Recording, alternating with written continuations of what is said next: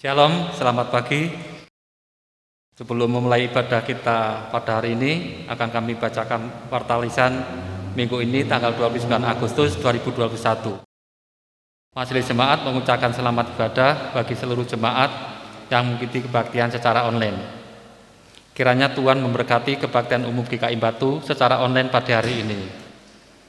Yang kedua, Majelis Jemaat mengimbau kepada seluruh jemaat yang mengikuti kebaktian minggu secara online, dimohon untuk memasukkan persembahan ke dalam amplop. Persembahan dapat diberikan. Yang pertama, saat datang kebaktian di gedung gereja. Yang kedua, bisa melalui transfer ke rekening BCA KCP Batu nomor 0190742202 atas nama GKI Batu. Mohon perhatian dari seluruh jemaat. Yang ketiga, berdasarkan keputusan pemerintah tentang PPKM, maka Majelis Jemaat GKI Batu memutuskan untuk semua ibadah minggu di bulan Agustus 2021 dilakukan secara online. Jemaat dapat beribadah di tempat tinggal masing-masing dengan panduan channel YouTube GKI Batu. Majelis Jemaat memohon Bapak Ibu Saudara tetap menaati protokol kesehatan yang ada dengan menerapkan 5M. Mohon perhatian dari seluruh jemaat. Yang keempat, Majelis Jemaat GKI Batu mengucapkan selamat ulang tahun kepada anak M. Davigo C, Ibu Titik Sunarti, Ibu Eri MA, Saudari Da Silva A. Masa. Selamat menikmati anugerah Tuhan. Sebelum kita masuk dalam ibadah ini, mari kita bersaat teduh sejenak.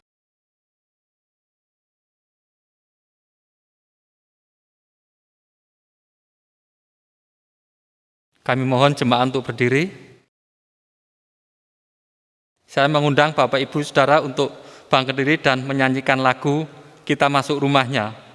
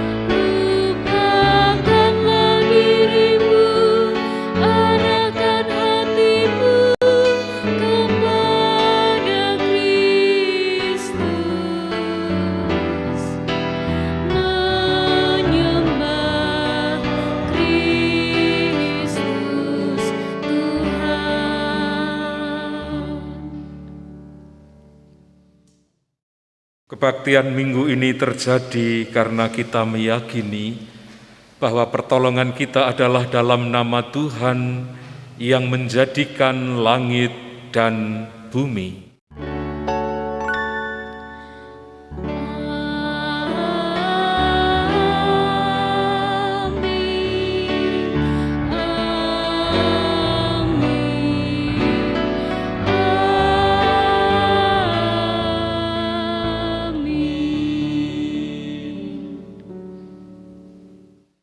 Kasih karunia dan damai sejahtera dari Allah Bapa kita dan dari Tuhan kita Yesus Kristus menyertai saudara sekalian.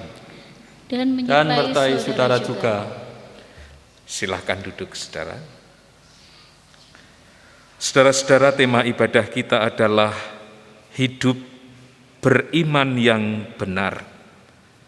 Firman Tuhan yang menjadi kata pembuka kita pada hari ini diambilkan dari surat Ibrani pasalnya yang ke-11 ayat 1 hingga ayatnya yang ketiga. Iman adalah dasar dari segala sesuatu yang kita harapkan dan bukti dari segala sesuatu yang tidak kita lihat. Sebab oleh imanlah telah diberikan kesaksian kepada nenek moyang kita. Karena iman kita mengerti bahwa alam semesta telah dijadikan oleh firman Allah, sehingga apa yang kita lihat telah terjadi dari apa yang tidak dapat kita lihat.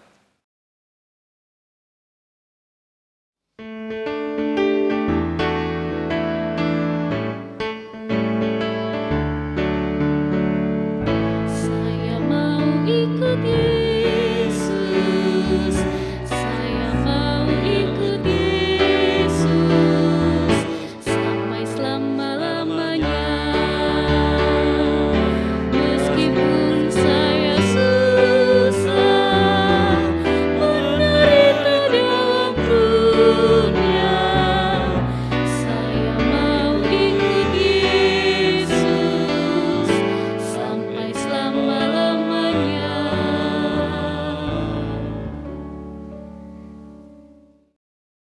Saudara-saudara, terkadang ketika kita mengikut Tuhan Yesus, kita jujur menyadari ada hal-hal yang menyebabkan iman kita menjadi lemah, iman kita menjadi goyah. Karena itu mari kita datang kepada Tuhan, kita berdoa memohon belas kasih Tuhan di dalam doa pengakuan dosa. Mari kita berdoa. Ya Tuhan, kami menyadari bahwa tidak selamanya iman kami kuat. Ada kalanya iman kami menjadi lemah, goyah, karena pelbagai kehidupan yang kami alami. Ada hal-hal yang mungkin mendatangkan duka cita, ada hal-hal yang mungkin mendatangkan pergumulan, bahkan ada kalanya di tengah-tengah penderitaan kami mengalami kegoncangan iman. Karena itu ya Tuhan, kami mengakui keterbatasan kami itu. Kami memohon Tuhan sendiri yang mengampuni kami. Melalui kuasa darah Kristus Putramu, Engkau melayakkan kami untuk boleh membangun iman kami kembali. Kami menyadari bahwa hidup kami penuh dengan keterbatasan. Tetapi Tuhan, Allah yang tidak terbatas itu, yang boleh memberikan kepada kami kemurahan, pengampunan, kelayakan, dan membuat kami bisa berdiri tegap kembali di dalam iman, mengikut Kristus. Karena itu Tuhan, teguhkanlah kembali iman hamba-hambamu ini dengan memiliki iman yang benar di dalam Tuhan. Seraya mengakui akan segala kelemahan, dosa dan kesalahan kami bersimpuh di hadapan-Mu ya Bapa, memohon pengampunan dan kemurahan-Mu. Di dalam nama Tuhan Yesus Kristus kami berdoa. Amin.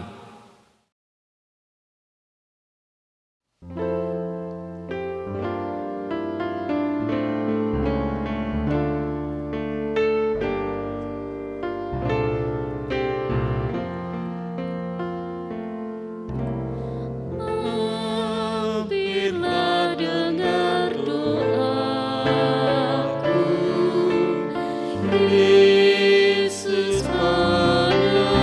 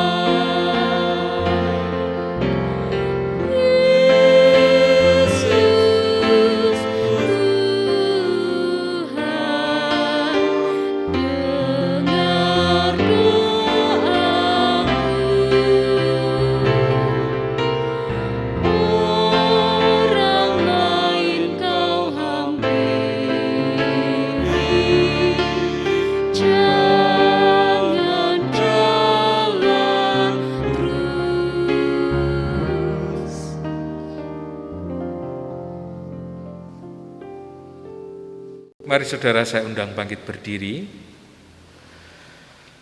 Dengan bangkit berdiri kita menerima berita anugerah yang diambil dari Roma 3 ayat 23 dan 24 yang mengatakan demikian. Karena semua orang telah berbuat dosa dan telah kehilangan kemuliaan Allah, dan oleh kasih karunia telah dibenarkan dengan cuma-cuma karena penebusan dalam Kristus Yesus. Demikianlah berita anugerah dari Tuhan. Syukur pada Allah. Mari kita memberikan salam damai.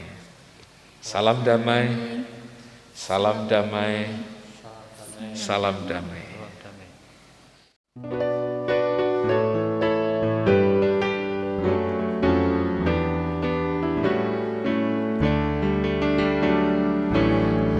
Yesus, Engkaulah Rajaku, junjungan mulia,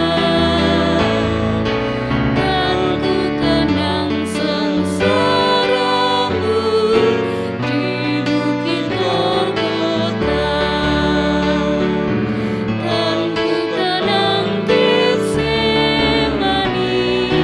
kan ku kenang susah uji. Oh, sungguh ajaib kasih-Mu, pimpinlah hidupku.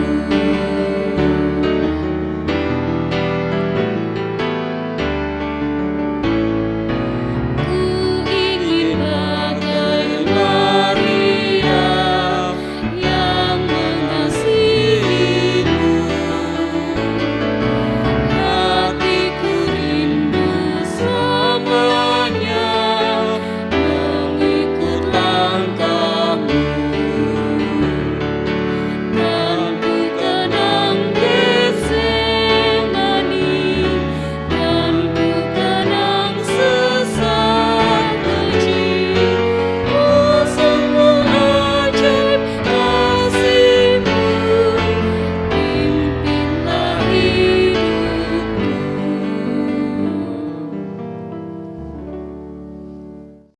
Silakan duduk saudara-saudara. Shalom, saudara-saudara yang dikasihi Tuhan Yesus Kristus. Senang sekali kita bisa bertemu lagi hari ini di dalam ibadah yang kita akan persembahkan untuk kemuliaan nama Tuhan. Di tengah-tengah kondisi yang sedang susah ini, kita sangat membutuhkan petuah-petuah, bahkan pesan-pesan yang begitu penting dari Tuhan yang mau membangunkan iman kita, supaya kita tidak terlena di dalam kesusahan yang ada. Kita juga tidak lalu kemudian menjadi kecewa, marah-marah, atau bahkan kita tidak belajar apa-apa dari peristiwa yang sedang terjadi hari ini. Dan firman Tuhan adalah alat belajar kita dan alat ajar kita yang akan mendidik kita untuk menjadi pribadi-pribadi yang lebih benar lagi.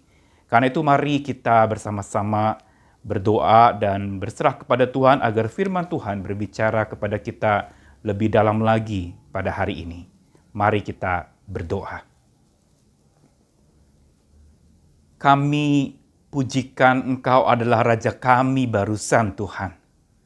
Kami mengenang akan Getsemani, tempat di mana Engkau mengalami pergumulan berat itu menuju ke kayu salib. Dan saat yang tidak berlebihan kalau kami sebut hari-hari ini adalah hari-hari Getsemani kami. Hari-hari pergumulan yang penuh dengan beban berat, penuh dengan tantangan, penuh dengan godaan, bahkan ujian iman kami sedang terjadi saat-saat ini. Karena itu kami datang kepadamu berserah diri, memohon kembali lagi sabda Tuhan menyapa kami, menghibur kami, menenangkan sekaligus menegur kami dan memenangkan kami dalam peperangan rohani yang sedang terjadi hari ini. Kami mau berserah kepada Tuhan, kami mohon biar kiranya firman Tuhan yang menjadi bukti kasih Tuhan yang mau menyapa kami berbicara kuat hari ini. Engkau jamah kami dimanapun berada, dalam segala keadaan apapun, Tuhan, Engkau kuatkanlah kami.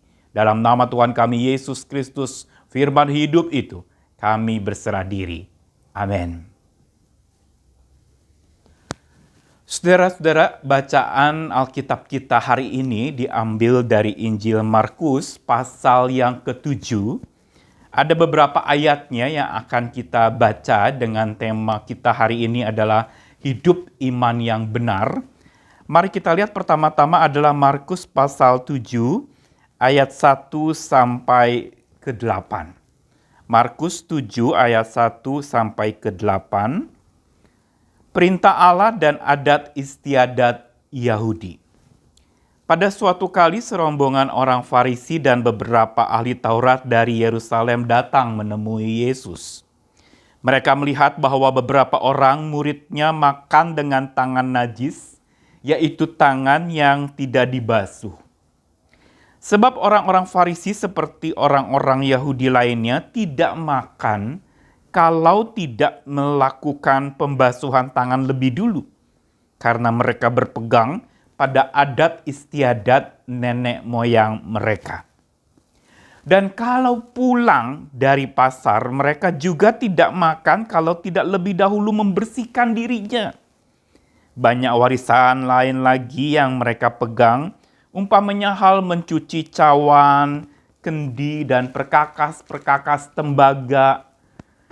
Karena itu orang-orang Farisi dan ahli-ahli Taurat itu bertanya kepada Yesus, "Mengapa murid-muridmu tidak hidup menurut adat istiadat nenek moyang kita, tetapi makan dengan tangan yang najis?" Jawabnya kepada mereka, "Benarlah nubuat Yesaya tentang kamu, hai orang-orang munafik. Sebab ada tertulis, bangsa ini memuliakan aku dengan bibirnya, padahal hatinya jauh daripadaku. Percuma mereka beribadah kepadaku, sedangkan ajaran yang mereka ajarkan ialah perbuatan dan perintah manusia. Perintah Allah kamu abaikan untuk berpegang pada adat istiadat manusia." Lalu ayat yang ke-14 sampai yang ke-15. Lalu Yesus memanggil lagi orang banyak dan berkata kepada mereka, "Kamu semua dengarlah kepadaku dan camkanlah. Apapun dari luar yang masuk ke dalam seseorang tidak dapat menajiskannya. Tetapi apa yang keluar dari seseorang, itulah yang menajiskannya." Lalu ayat-ayat terakhir yaitu 21 sampai 23. Masih dari Markus pasal 7. "Sebab dari dalam, dari hati orang, timbul segala pikiran jahat, percabulan, pencurian, pembunuhan, perzinahan, keserakahan, kejahatan, kelicikan, hawa nafsu, iri hati, hujat, kesombongan, kebebalan. Semua hal-hal jahat ini timbul dari dalam dan menajiskan orang." Demikianlah firman Tuhan. Saudara-saudara yang berbahagia adalah mereka yang bukan saja membaca sabdanya, tapi mengikuti agenda Tuhan dan berjalan bersama-sama dipegang oleh Tuhan lewat firman yang ajaib yang mengubahkan kita semua. Amin.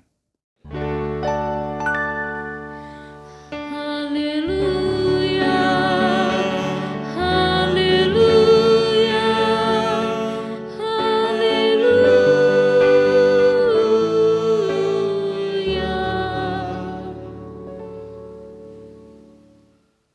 Saudara yang dikasihi Tuhan Yesus Kristus, cuci tangan hari ini adalah menjadi satu kata yang begitu penting.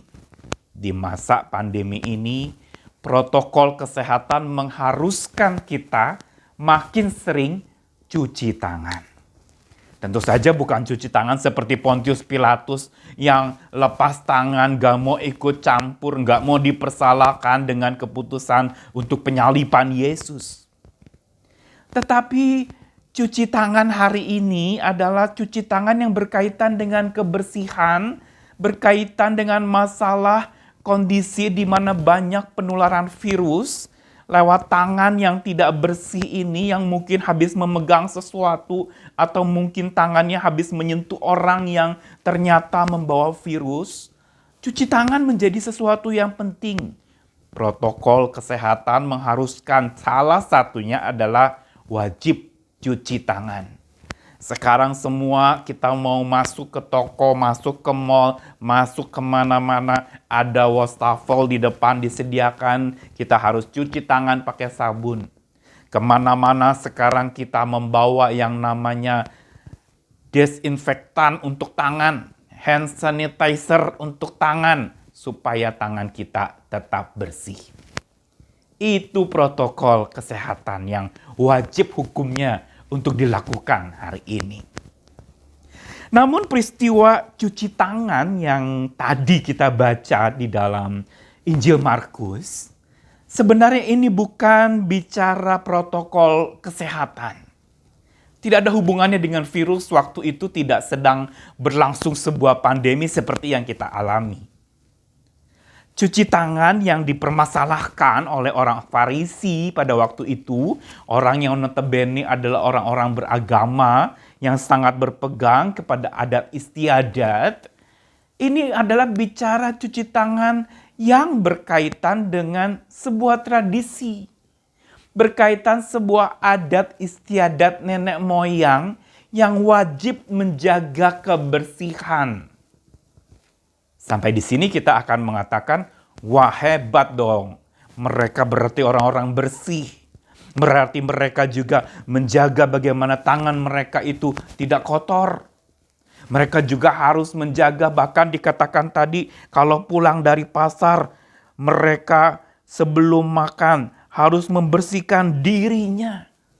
Bukankah ini persis seperti yang kita lakukan hari ini? Kalau habis pergi, hukumnya wajib mandi. Harus bersih. Saudara-saudara, saya harus katakan bahwa itu protokol kesehatan hari ini dan memang benar. Tetapi protokol yang dilakukan oleh orang-orang Farisi dan ahli Taurat pada waktu itu bukan protokol kesehatan. Tapi ini saya tidak berlebihan mengatakan sebagai sebuah protokol kesesatan. Lalu, kok diplesetkan dari protokol kesehatan menjadi protokol kesesatan? Bagaimana tidak?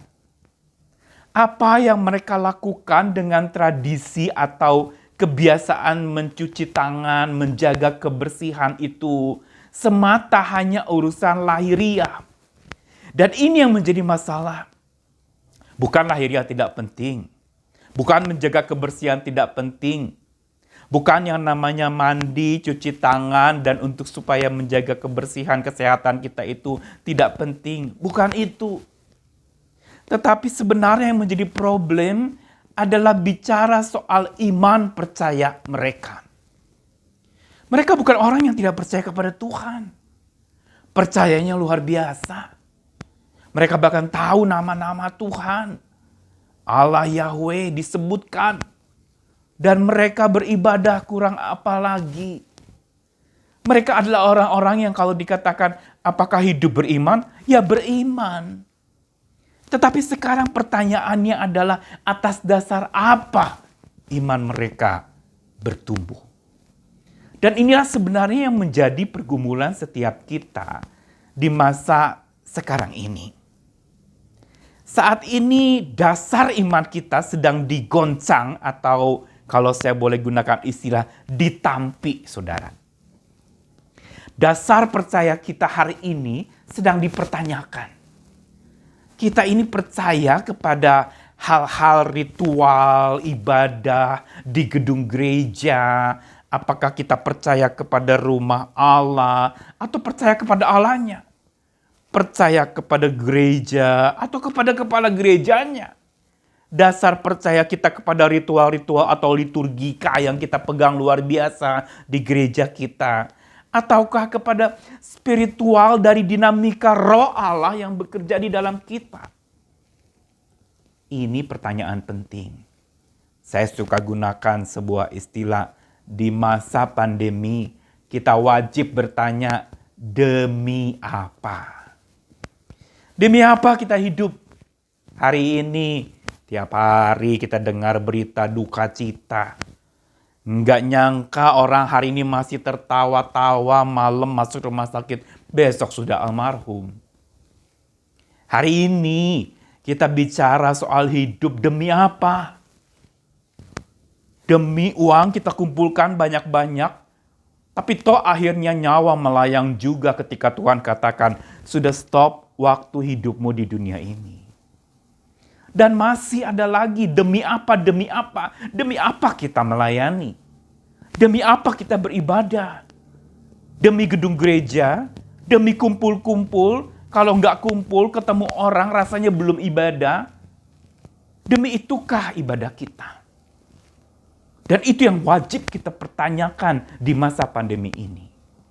Bila demi gedung gereja, demi sebuah tempat kita bisa kumpul-kumpul dan rame-rame, kita beribadah, maaf saya harus katakan, dasar iman kita masih seperti pasir, bukan batu di mana rumah dibangun dan bisa kokoh ketika angin badai datang.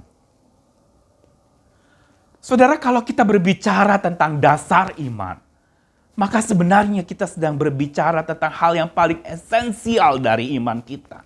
Dan disinilah tema hidup iman yang benar menjadi penting. Saudara, kalau boleh ralat sedikit tema kita hidup iman yang benar, saya kok lebih suka menggunakan istilah hidup iman yang sejati. Mengapa demikian? Kalau bicara benar berarti bicara ada benar ada salah.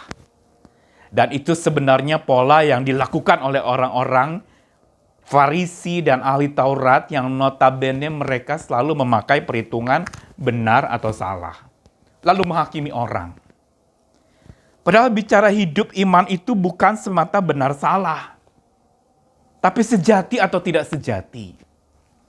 Seorang penafsir mengatakan tentang orang-orang Farisi, mereka bukan tidak beriman sekali lagi, tetapi kesejatian iman mereka itu patut dipertanyakan.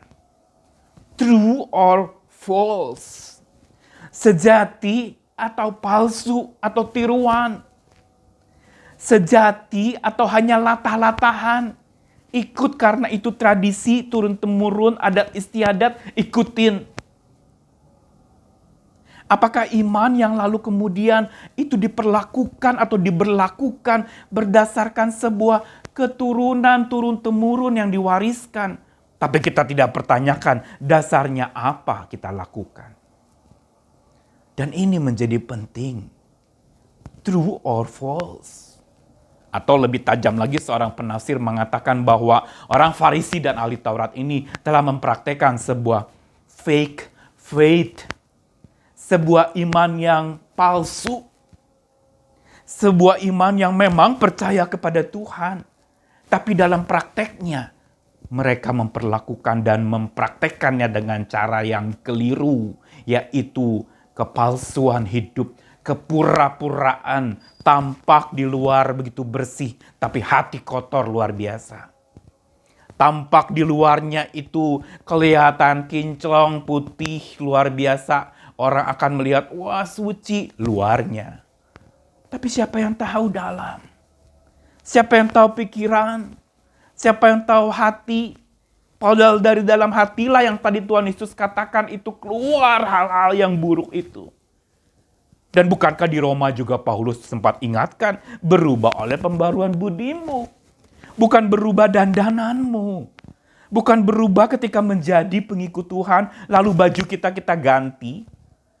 Atau bukan berubah di mana lalu kemudian kita berpura-pura menjadi tampak necis rapi di gereja. Wow, keren.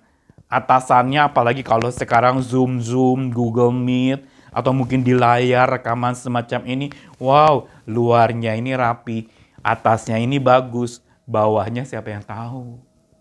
Nah kan mungkin udah mulai senyum-senyum nih yang dengar kata-kata ini. Ngomong-ngomong saya pakai celana panjang loh hari ini. Tidak celana pendek. Saudara, apa yang menjadi problem pada saat itu?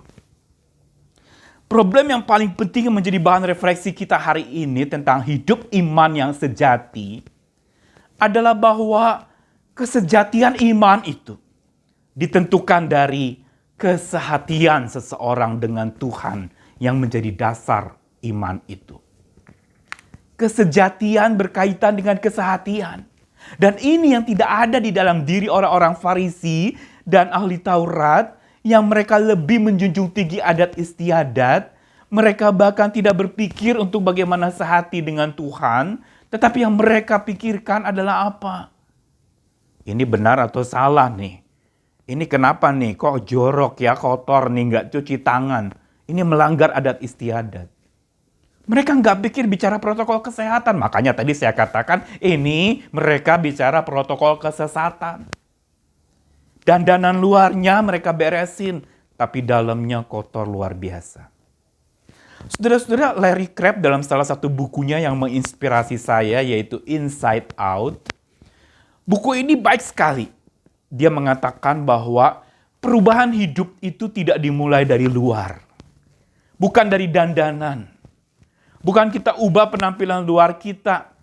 Tapi perubahan yang sejati itu, yang terpancar dari iman yang sejati itu, adalah perubahan dari dalam keluar.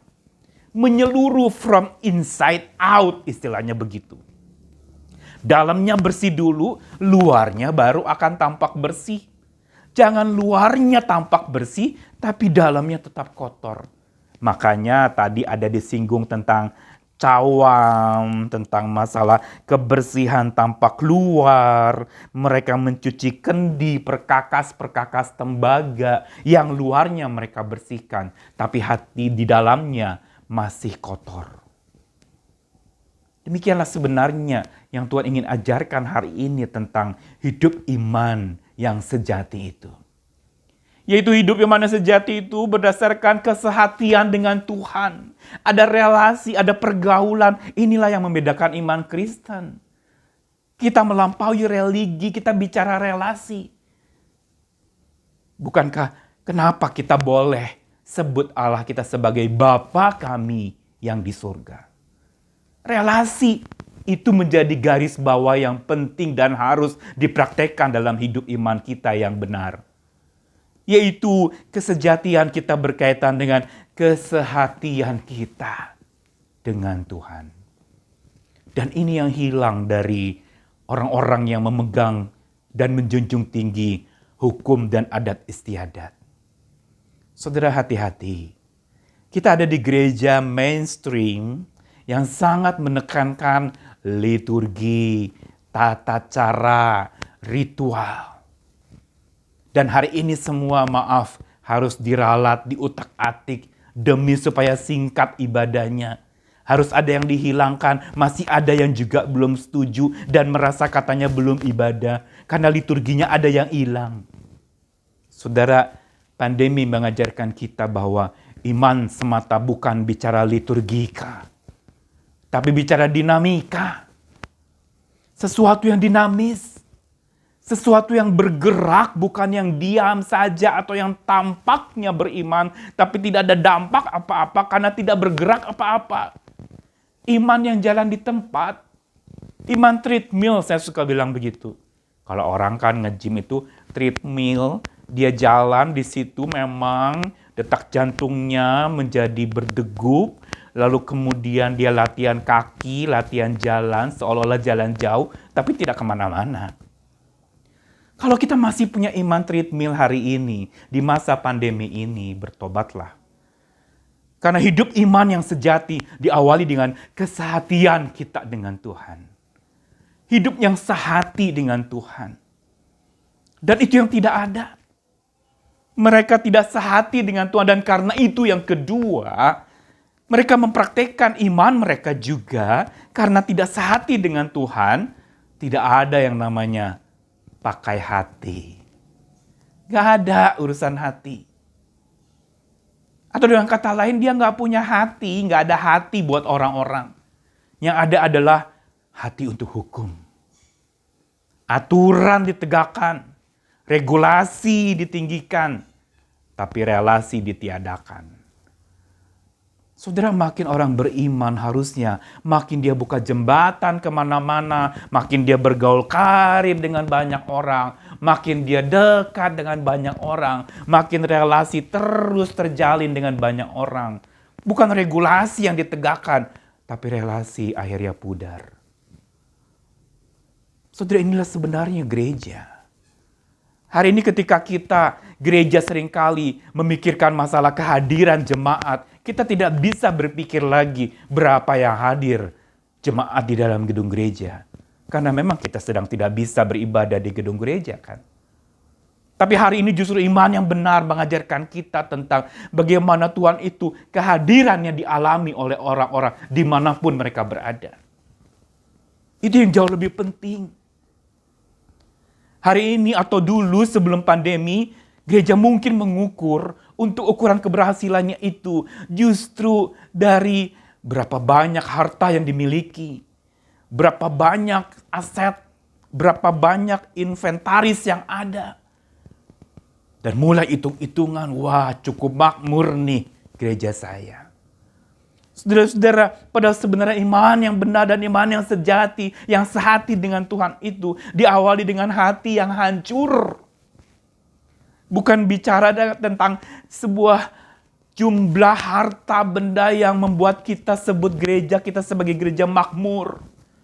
Tapi gereja di mana orang-orang hatinya hancur di hadapan Tuhan. Bertobat kembali kepada Tuhan. Ini yang tidak ada di dalam diri orang Farisi dan ahli Taurat. Sehingga Yesus dengan tegas sekali menegur mereka. Kamu tampak luar itu kayak kuburan ya. Dibuat bagus, dipoles luar biasa. Tapi dalamnya mayat. Bau bangkai. Dan tidak ada kehidupan di sana. Tajam sekali Yesus berbicara.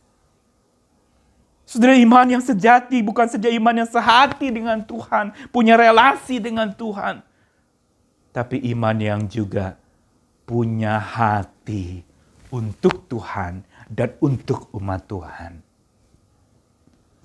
Saudara, hari ini justru Tuhan lagi uji kita di masa pandemi. Masihkah kita punya hati untuk Tuhan? Atau kita masih tetap mengukur ibadah kita dengan bicara soal kumpul-kumpul semata. Hari ini benar-benar dan saya ingat sekali pertengahan Maret tahun lalu ketika awal mula pandemi lalu gereja tutup. Saudara, ibadah kebaktian di GKI pada waktu itu temanya adalah tentang Yesus bercakap-cakap dengan perempuan Samaria. Yesus mengatakan bahwa akan ada saatnya engkau tidak beribadah lagi di bukit-bukit atau di gunung-gunung. Tetapi beribadah di dalam roh dan kebenaran. Yang berarti meluas, tidak dipengaruhi di mana tempatnya. Tidak dipengaruhi bagaimana tata caranya bahkan. Tidak dipengaruhi seberapa bagus dan baiknya liturgi atau ritual yang dipraktekkan. Tapi lebih kepada sesuatu yang sifatnya rohani. Ibadah yang kita jumpai orang yang sedang isoman di rumah dan kita sediakan makanan buat mereka. Ibadah yang mengunjungi yatim piatu, bukankah Yakobus sudah mencatat demikian? Orang makin sejati imannya, makin punya hati untuk Tuhan. Bukan saja sehati, tapi punya hati untuk Tuhan dan untuk umat Tuhan. Enggak lagi bicara kamu dari gereja mana. Enggak lagi bicara imanmu apa dan keyakinanmu apa. Sama atau tidak dengan saya. Tapi iman yang sejati yang Yakobus pernah katakan. Tanpa perbuatan iman itu mati. Dan kalau saya mau tambahkan lagi apa yang Paulus katakan. Orang benar akan hidup oleh percayanya. Dengan kata lain kalau orang benar tidak punya iman yang benar dan sejati itu. Maaf, dia mati. Dia tidak dapat lagi menunjukkan akan kehidupan Tuhan lewat hidupnya itu bagi banyak orang. Imannya hanya tampak lahiriah, tapi tidak ada dampak apa-apa buat banyak orang-orang yang sedang ada di dalam masa susah hari ini. Saudara, Tuhan ajak kita hari ini benar-benar keluar dari zona nyaman kita di gereja. Dan berjalan bersama sang kepala gereja, mengunjungi anggota-anggota gereja yang sedang kesusahan di sana. Memang tatap muka mungkin tidak bisa kita lakukan, tetapi bukankah sentuhan hati masih kita bisa praktekkan? Mungkin jabat tangan memang kita sedang dilarang, tapi bukankah hati yang terlipat dan tangan yang terlipat untuk berdoa kepada Tuhan untuk mereka yang bahkan tangannya sedang kosong karena penghasilannya habis, itu masih bisa kita lakukan kan? Tanya sama diri kita, saya masih punya hati atau tidak di masa pandemi ini? Atau sudah numb? Apa itu numb? Sudah kebal, sudah gak rasa apa-apa.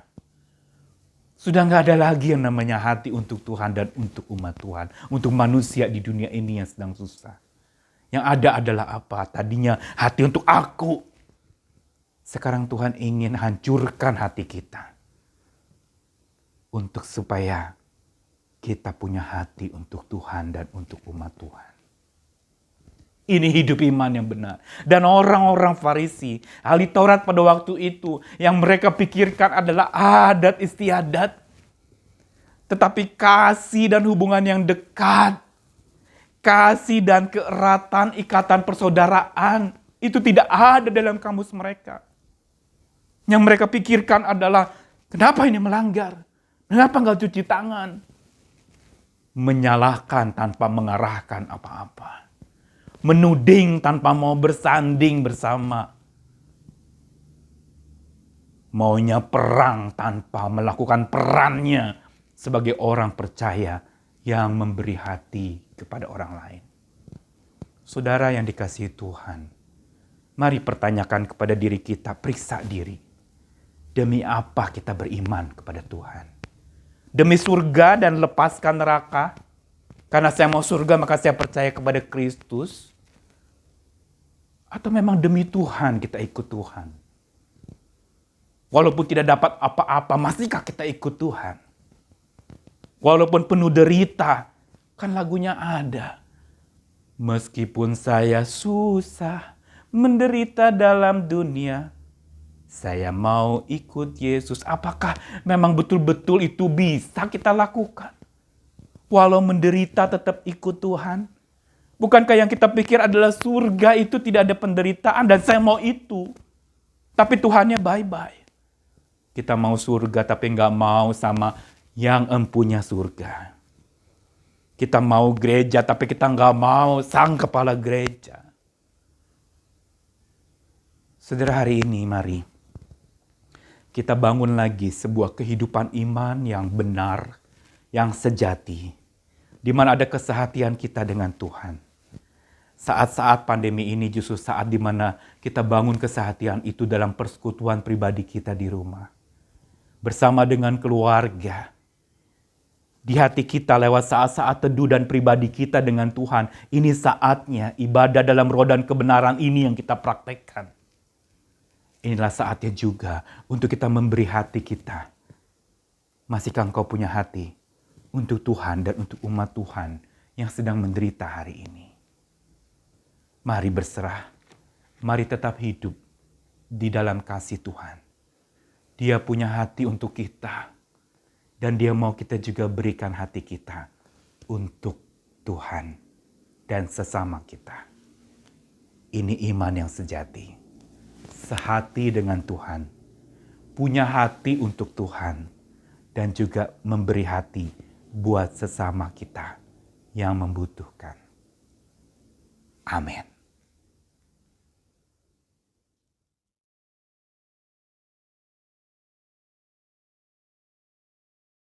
Jemaat, saya persilahkan untuk berdiri. Jemaat, marilah kita bersama dengan gereja dari segala abad dan tempat mengakui pengakuan iman kita yang berbunyi demikian. Aku percaya kepada Allah, Bapa yang Maha Kuasa, Kali langit dan bumi, dan kepada Yesus Kristus, anaknya yang tunggal, Tuhan kita, yang dikandung dari Roh Kudus, lahir dari anak darah Maria, yang menderita sengsara di bawah pemerintahan Pontius Pilatus, disalibkan, mati dan dikuburkan, turun ke dalam kerajaan maut. Pada hari yang ketiga, bangkit pula dari antara orang mati, naik ke surga, duduk sebelah kanan Allah, Bapa yang Maha Kuasa, dan dari sana akan datang untuk menghakimi orang yang hidup dan yang mati. Aku percaya kepada Roh Kudus, gereja yang kudus dan am, persekutuan orang kudus, pengampunan dosa, kebangkitan orang mati, dan hidup yang kekal. Amin. Saya persilakan duduk. Mari saudara-saudara kita menaikkan doa syafaat kita. Ya Allah yang Maha Tinggi, pemelihara kehidupan kami, Allah yang mengasihi kami dengan sepenuh hati, yang memberikan putra-Mu Yesus Kristus menjadi jaminan keselamatan bagi kami, supaya melalui iman kami kepadanya, kami memperoleh kehidupan yang kekal. Ya Bapa, sumber kehidupan yang sejati, pada saat ini Tuhan kami datang kepadamu. Kami memohon penyertaan Tuhan untuk seluruh gerak kehidupan kami, baik kehidupan kami sebagai pribadi lepas pribadi, maupun kehidupan kami sebagai komunitas, baik komunitas gereja maupun sebagai anggota masyarakat, sebagai warga negara Indonesia. Kami saat ini berdoa ya Tuhan, mengingat akan keadaan di sekeliling kami, di mana pandemi masih terjadi. Tuhan tolonglah bangsa kami, supaya bisa berpulih, supaya bangsa kami bisa kembali mendapatkan situasi yang baik, memasuki kenormalan yang baru. Kami berdoa kiranya program-program pemerintah melalui program vaksinasi nasional dapat berjalan dengan lancar dan sukses, melalui upaya penyadaran kepada masyarakat untuk mematuhi protokol kesehatan. Kiranya Tuhan memberkati upaya-upaya itu. Kiranya ada sinergi kerjasama yang baik antara lintas sektor, supaya penanganan wabah corona ini segera dapat dikendalikan dengan baik. Terutama kami berdoa untuk Presiden Jokowi bersama jajarannya, supaya dapat memberikan arahan-arahan, dan pemerintah daerah baik gubernur maupun bupati wali kota dapat mengimplementasikan dengan baik kebijakan pemerintah pusat, sehingga dalam sinergi yang kuat penanganan pandemi COVID-19 ini memberikan hasil yang signifikan baik untuk pemulihan bangsa ini. Tetap berdoa untuk tenaga kesehatan yang berjuang di rumah sakit, di poliklinik, di tempat-tempat isolasi terpusat dan mandiri, dalam jerih lelah dan juang mereka. Kiranya Tuhan beserta melindungi mereka dan memberikan hasil yang baik di dalam pelayanan mereka. Kami berdoa untuk masyarakat yang terdampak, terutama mereka yang terdampak secara ekonomi. Tuhan tolonglah supaya mereka juga bisa berangsur-angsur menyesuaikan diri dengan baik di era kenormalan yang baru ini, dan juga bagi orang-orang yang terpapar terinfeksi virus ini, mereka boleh mengalami kesembuhan. Kami berdoa untuk jemaat-Mu di GKI Batu. Tuhan tolonglah baik para lansia dalam keterbatasan fisik mereka, kelemahan fisik mereka. Tuhan hadir memberi kekuatan yang baru, baik mereka yang tinggal bersama dengan anak-anak, tinggal sendiri, maupun bersama dengan rekan-rekan yang ada di Panti Wirida Simon Petrus. Tuhan, Engkau yang menilik mereka, menyertai mereka. Kami juga berdoa untuk jemaat-Mu yang mengalami pemulihan dari sakit mereka, baik yang disebabkan karena COVID-19 maupun karena sakit menaun ataupun sakit yang lain. Tuhan Yesus yang mengunjungi mereka, Tuhan Yesus yang menumpangkan tangan-Mu kepada mereka, memberikan pemulihan, memberikan kepada mereka kekuatan baru, sehingga saudara-saudara kami boleh sembuh kembali. Kami berdoa juga untuk anak-anak kami dalam studi mereka secara online. Tuhan yang memberkati, berikan kepada para orang tua kesabaran dan tanggung jawab kepada anak-anak supaya masa depan mereka berhasil. Kami berdoa menyerahkan tugas pelayanan kami bersama dengan majelis jemaat, badan pelayanan jemaat, panitia semester, tim gugus tugas, dan terlebih-lebih kami mendoakan panitia persidangan PMSW di bulan September nanti. Tuhan menolong karya pelayanan kami supaya menjadi bentuk kesaksian yang indah dan harum, yang mendatangkan sukacita bagi Tuhan dan menjadi sarana untuk kami boleh menghadirkan kasih Tuhan di tengah-tengah kehidupan gereja-Mu. Biarlah Engkau memperlengkapi apa yang kami butuhkan, baik sumber dana, baik sumber daya, pemikiran, waktu, dan ketotalitasan hidup kami di dalam melayani Engkau. Tuhan, Engkau yang memberkati. Kami mendoakan untuk semua orang yang mengikuti ibadah ini secara online, baik anggota jemaat maupun simpatisan, dimanapun mereka berada. Tuhan, Engkau mendengarkan doa mereka, Engkau memberikan kepada mereka yang terbaik, sesuai apa yang mereka butuhkan, dan Tuhan mendatangkan berkat-berkat-Mu kepada mereka semua.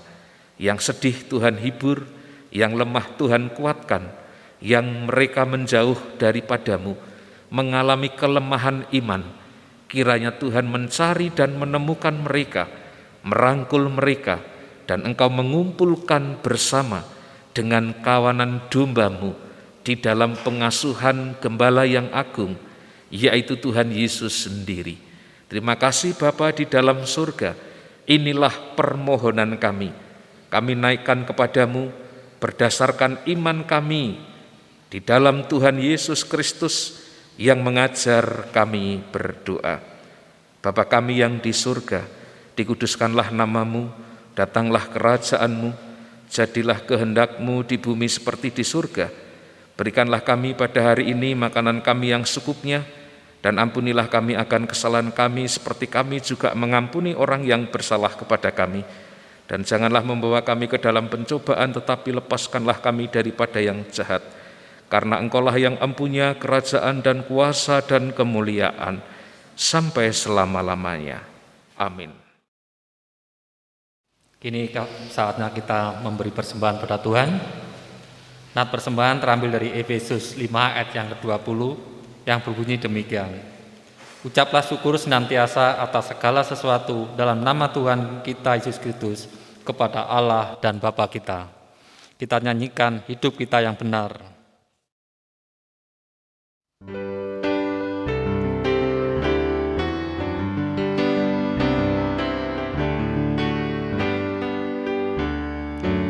Hidup kita yang benar haruslah mengucap syukur dalam Kristus bergema.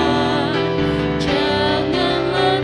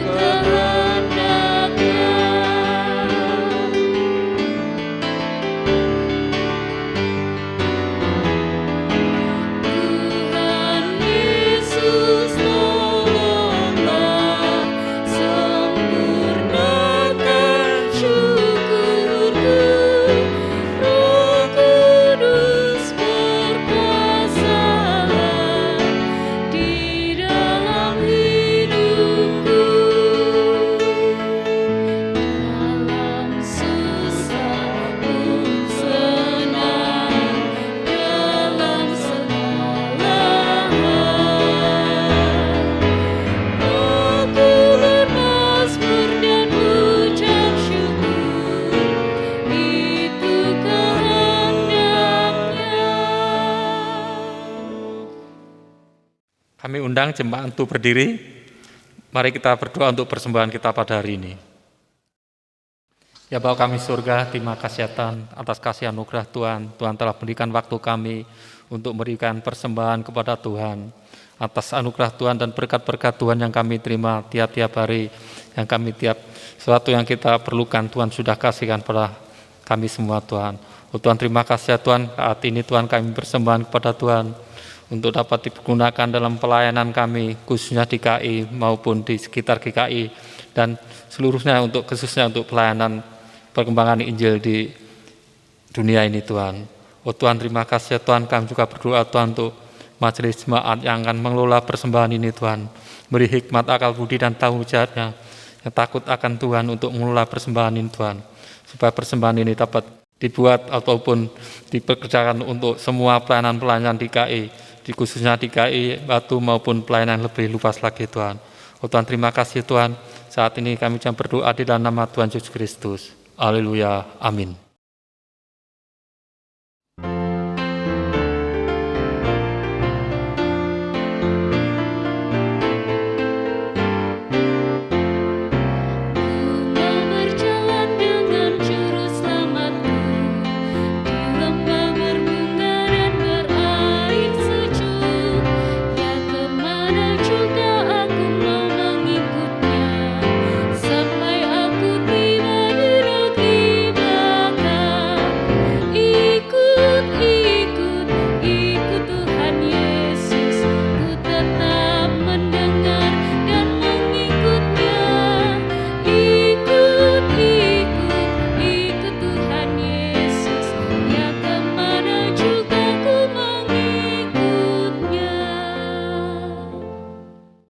Saudara-saudara, arahkanlah hatimu kepada Tuhan. Kami mengarahkan hati kami kepada Tuhan. Jadilah saksi Kristus. Syukur kepada Allah. Terpujilah Tuhan. Kini dan selamanya. Sambutlah berkat Tuhan. Tuhan memberkati engkau dan melindungi engkau. Tuhan menyinari engkau dengan wajah-Nya dan memberi engkau kasih karunia. Tuhan menghadapkan wajah-Nya kepadamu dan memberi engkau damai sejahtera. Amin.